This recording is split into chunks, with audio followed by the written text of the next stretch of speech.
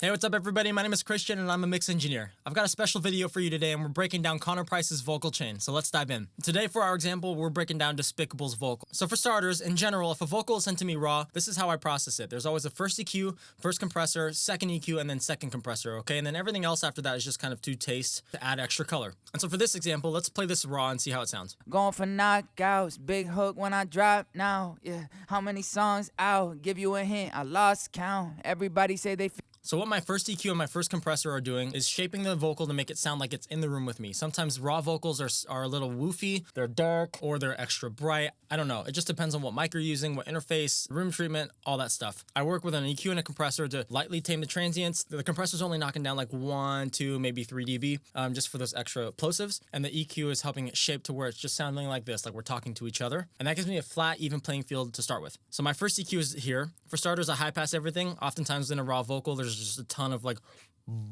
low end stuff going on there that you don't need. Then I knock out some of the mids and some of the low mids. This is for the woofiness and this is for the honk of the vocal. going for knockouts, big hook when I drop now, yeah. How many songs out? Give you a hint, I lost count. And then for my first compressor, second EQ, and second compressor, it's all kind of bundled into the virtual mix rack by Slate. And so if you can think that there's an imaginary line here, everything before here is my first EQ, first compressor. So this would be my first compressor. And then this imaginary line happens, and this is second EQ, and the second compressor, saturation, and so forth. And I'll dive into those in a minute. But here's what my first compressor is doing. Going for knockouts, big hook when I drop now, yeah. How many songs out? Give you a hint, I lost count. Obviously, you can see the threshold's at a point where it's only cutting out 1 to 2 dB. At the peaks, it's at 3. Fast attack, fast release, just so it's knocking out some of those transients. After that, and this is where the color starts to happen, is my second EQ and second compressor. So the second EQ is really shaping it to where it's kind of diving into that more rap, heavy radio vocal sound. Going for knockouts, big hook when I drop now, yeah. How many songs out? Give you a hint, I lost count. And then the second compressor is really slamming. Going for knockouts, big hook when I drop now, yeah. How many songs out? Give you a hint, I lost count. Everybody say they feel me, my team like. Everything after this is to taste, so here I added a saturator. Going for knockouts, big hook when I drop now, yeah. How many songs out? Give you a hint, I lost count. With the saturator, adds back some of the warmth that I took out in the EQ. EQ is really to take out some of that woofiness, but oftentimes you're kind of scooping out a ton of stuff to make it work. And so the saturator kind of brings some of that warmth back in. After that is a de-esser. I have it at 7,000 just in my template. I'll change it if I need to, but it's really just at a shelf, so it's just knocking out all the S's that are above that. Going for knockouts, big hook when I drop now, yeah. How many songs out? And then fresh air. This is a dangerous plugin, but this is one that I will vouch for maybe the rest of my life. It's 2 knobs and it provides a high end that is so crispy, but it's tasteful and not too aggressive. Now, personally, I love to use the mid air knob. The high air knob gets a little too crispy and a little too unnatural. And let me show you what I mean by that. Going for knockouts, big hook when I drop now, yeah. How many songs out? Give you a hint, I lost. It's just a little too much of that like 15K and up. The mid-air is in a frequency range that is a little bit more pleasing to the ears.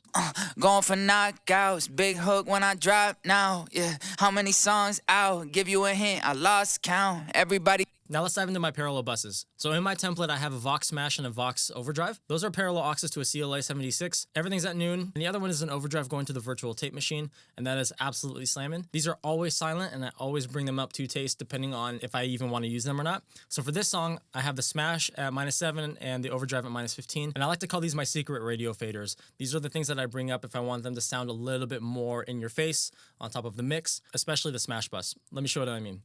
Going for knockouts, big hook when I drop now, yeah. How many songs out? Give you a hint, I lost count. What the Smash is doing is kind of providing that extra Drake sound. It's a little bit more of that like crispy smashed sound. And also I blend it to taste if I've finished a mix and I need the vocal to push out just a little bit more. That Smash fader is really helpful in those cases. And then the overdrive is just a little extra warmth, a little extra grit if I need that as well. I don't always push that very hard, but for this song it needed a little bit more energy, and so that's what I use this for.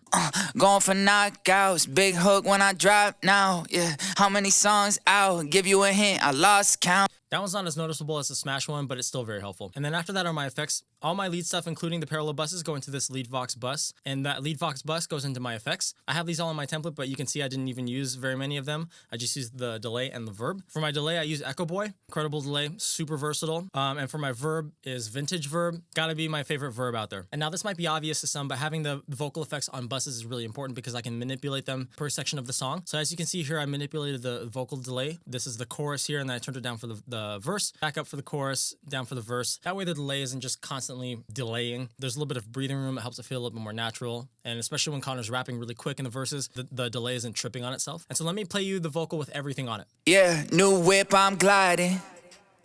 Everybody saying prove it, went silent. Everybody wanna do this, they trying. Despicable how I grew this, I'm flying. Shoes looking like the loose ends I'm tying. And that's it. That's my vocal chain for Connor Price. If you have any questions, comment below. But with that said, I'll see you next time.